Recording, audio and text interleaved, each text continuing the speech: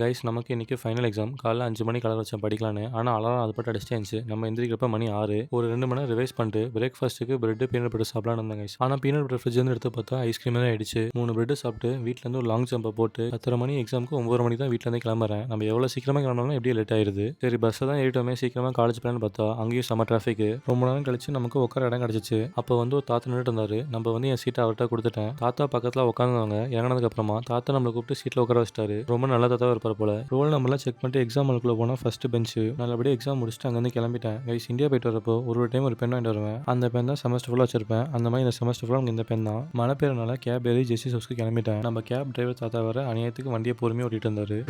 என்னைய ஓட சொன்னா உருட்டுற டிராஃபிக்ல அப்படித்தான் தம்பி போகணும்.